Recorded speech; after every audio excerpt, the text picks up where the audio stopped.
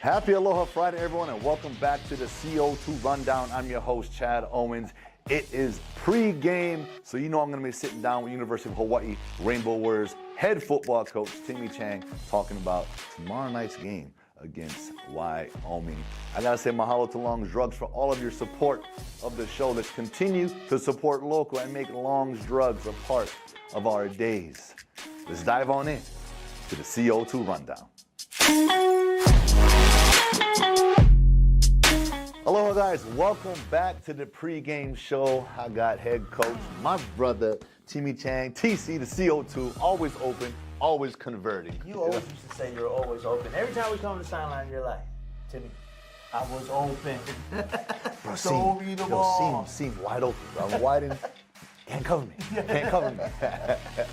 No, I love it, man. That's what it's about. It's that the competitiveness and the want. So if you're a receiver out there and you don't want the ball, hey, you might as well switch to DB, you know. But no, hey, on the flip side, quarterbacks, they got a lot going on. It's something I had to learn and develop over my career. Hey, they got pressure, right? D-line, we don't know what's going on. We were open, but we don't know if you have to scramble, sidestep, all that stuff. So take that into consideration.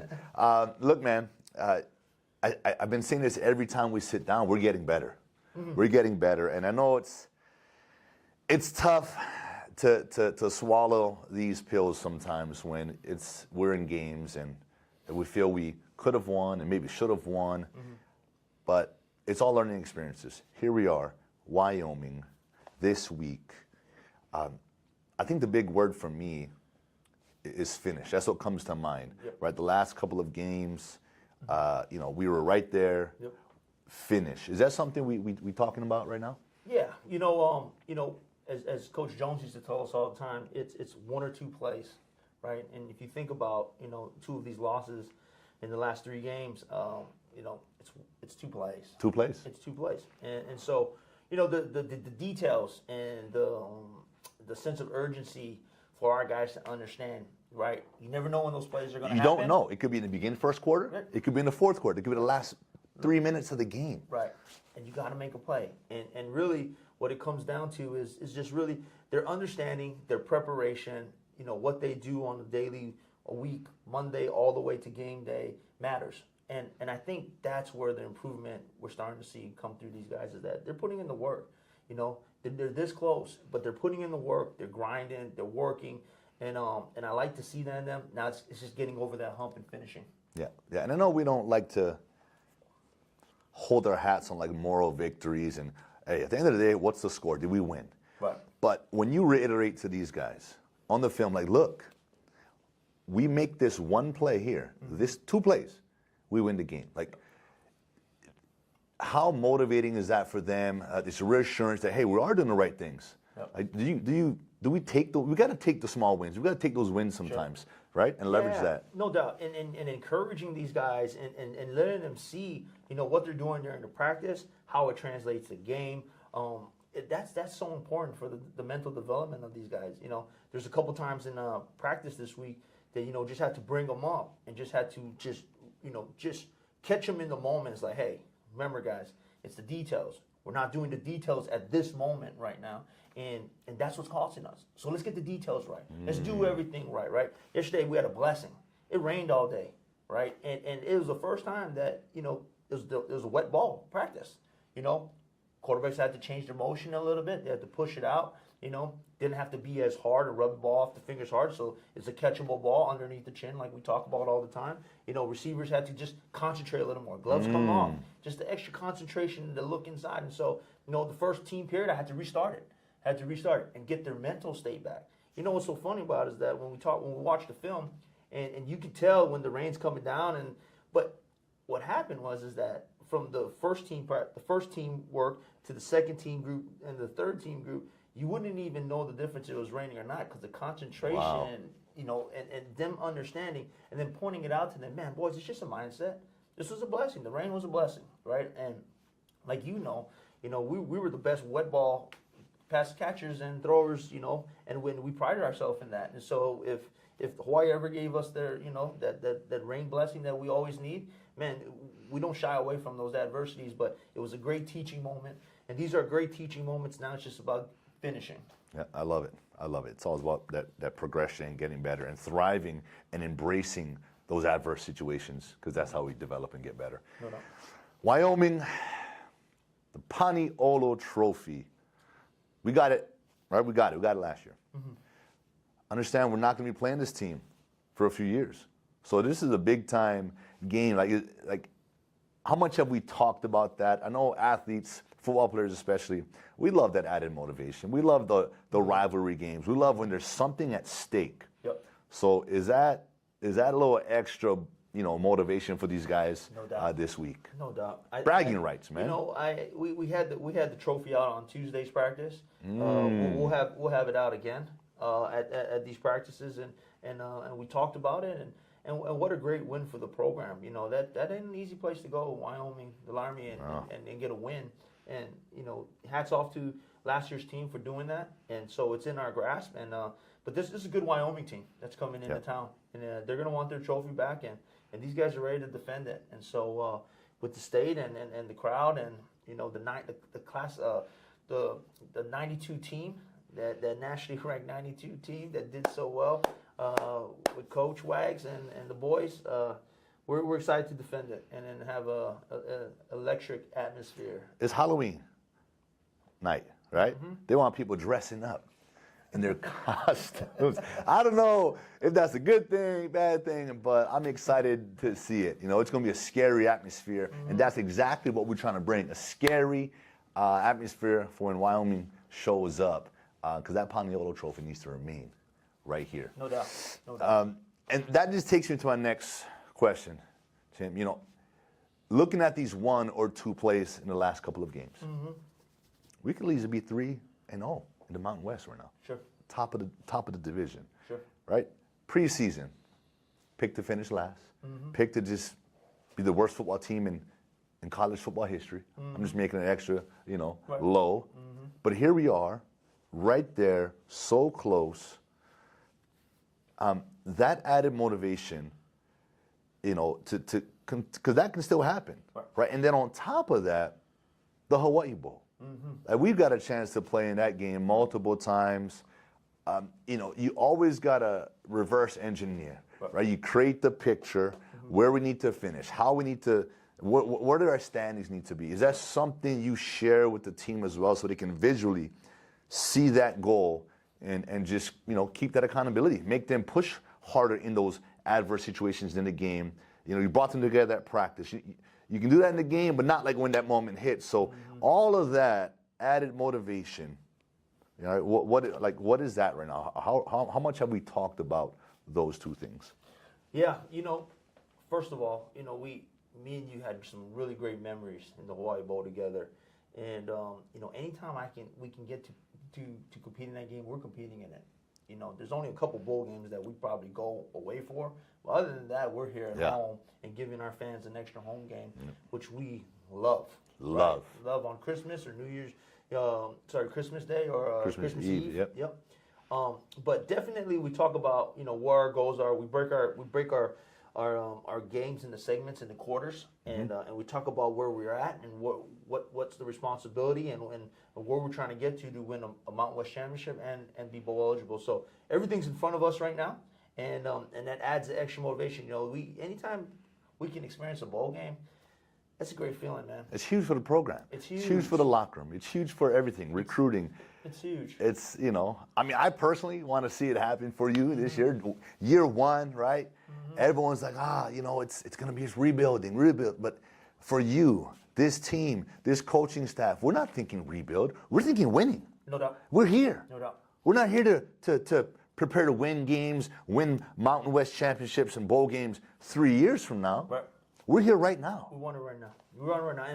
And I really want it for these seniors. I really want it for these guys that stayed here and stayed back, and wanted to represent our program, wanted to represent our state. Whew. I remind the young guys, like, hey, man, you're going to be a senior one day. You're going to want these young freshmen, sophomores, and juniors playing for you to get it done. And so that's the extra motivation. It's for the guys in the locker room, and especially for them seniors. Thanks for that reminder. That is the ultimate motivation. You know, besides the things we talked about, being a young guy that's playing, you got a lot of them playing right now. Let's send these seniors off with that bang, with that lasting memory, especially the ones that have gone what they've gone through, chose to stay, like you said, and to be able to finish, whether their football career is done or not, whether they go on to play professionally, but to leave this place with that, ooh, that touched me, man. Yep. That touched me because I remember what it was like for us. I mean, that's big time. We did it as youngins, right? We helped get guys out and doing that, and when it was our time, we shined. Yeah. We got it, but we didn't do it alone, right? It's a whole. Everybody. It takes the whole locker room. Takes the brotherhood, man. Takes the brotherhood. Yeah, no doubt. I love it. Last question, Tim. You've been here for a while. Home. Man, your beautiful family. You guys have your home now. I see you guys on the gram, like just loving it.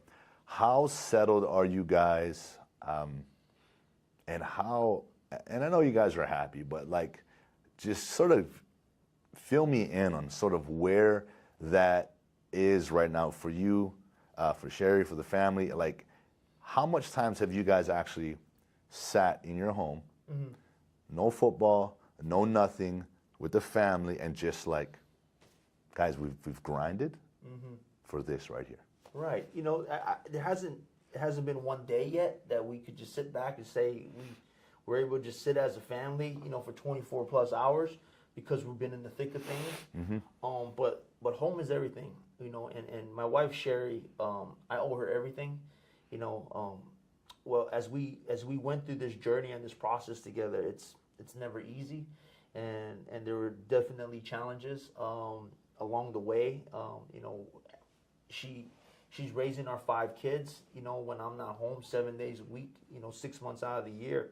And we're in that process right now. And she does an amazing job of just making sure everything's on track. Everything's where it's supposed to be. The kids are taken care of. The household's taken care of.